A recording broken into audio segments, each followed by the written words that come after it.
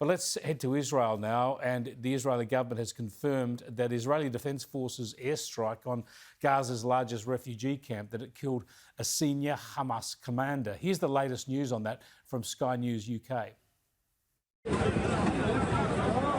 Scrabbling through the rubble looking for survivors. Huge craters from strikes on residential buildings in the Jabalia refugee camp. The north of Gaza is being hammered by the Israeli Defence Forces day and night. The exact number of missiles that struck here and the numbers of dead and injured remains unclear. Families search through the bodies wrapped in white sheets, looking for their loved ones. Survivors and emergency crews attempting to do their best to retrieve anyone alive before darkness fell. A short time ago, the IDF said they've hit 11,000 targets since the start of the war on Hamas. Let me bring in Gerald Steinberg, Professor of Politics at Bar Illan University in Jerusalem. Thanks for joining us again, Gerald. I appreciate it.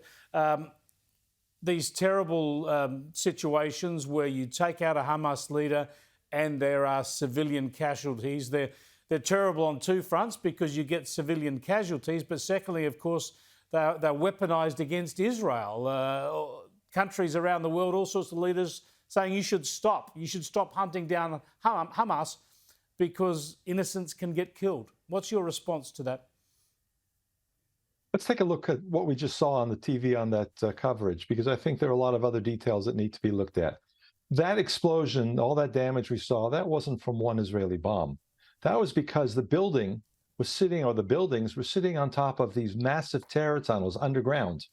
Everybody in Gaza, including people from UNRWA, all the UN agencies and UNICEF, they all knew that this was the situation, that the above layer where there were houses and schools and hospitals was there to shield an underground terror base that caused tremendous genocidal damage. By the way, we're still getting hundreds of rockets being sent at us every day. Tel Aviv just now had another attack. And a million Israelis are running into shelters. Those are not also shelters. So this is about taking out the entire Hamas military leadership, one at a time or 10 at a time. They're underground in these command centers. In order to get to them, you have to blow up the tunnels. When the tunnels blow up, that means the buildings on top collapse.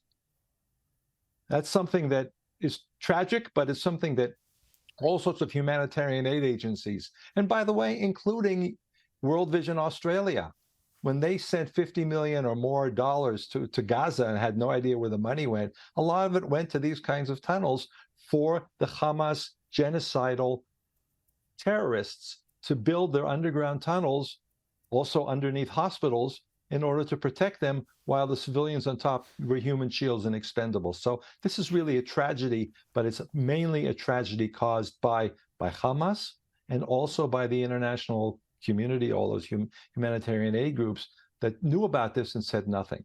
But it's a very difficult situation. It is, and it's been unfolding for many, many years, decades in fact, where people know that aid money paid for by charities and by countries like Australia is siphoned off by some of these terror groups. And the question is, with so much infrastructure going into those underground tunnels and underground weapons caches and the like, I mean, this is all money and resources and engineering and capability that could have gone into developing industries and schools and hospitals and resources for the people of Gaza. And the big question no one can really tell from outside is just to what extent the Palestinian people in Gaza resent Hamas for the way they've been treated. I think you're right. We don't know. Look, I'm not that far away. I'm maybe an hour's drive away in a 2-minute missile launch. But there's no way of assessing, because the people there, they're living in a terrorist dictatorship. So if you ask, you can't ask them, nobody can ask them what they think. We don't know what will happen. Look, I think the most likely scenario right now from what we're seeing, and by the way, Israel lost 11 soldiers yesterday in the Hamas attacks because the Israelis are trying to surround the main areas of Hamas command posts. And that's what we're seeing here, surround and destroy them.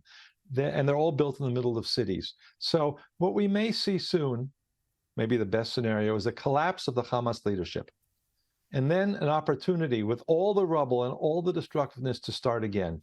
And that's where we have to see what the people there are willing to do. Are they willing to work to make this area in which they live, 1.5 million, maybe more people, into a place where there are jobs and industry, and not just building rockets and missiles. All that humanitarian aid built kilometers of these concrete tunnels for terrorism, and they built at least 30,000 rockets. And we got a few hundred each day. We're up to about 9,000 now since October 7th. That's the biggest industry in Gaza. So you have all these people who are saying, and we hear them in Australia, all sorts of aid groups and UN officials and politicians who say, Palestinians are suffering in Gaza, we have to help them. Well, they haven't helped them by giving them aid that's stolen by Hamas for all this kinds of destruction. So is there going to be a complete shift in the understanding of how this works, of the reality on the ground, and saying we're going to help them because we're going to turn it into a real society where there are going to be jobs and industry, and it's not going to be all about destroying Israel, which it's been since 1948? That's very hard to tell, but it's got to be done. That's the only way we're going to get out of this.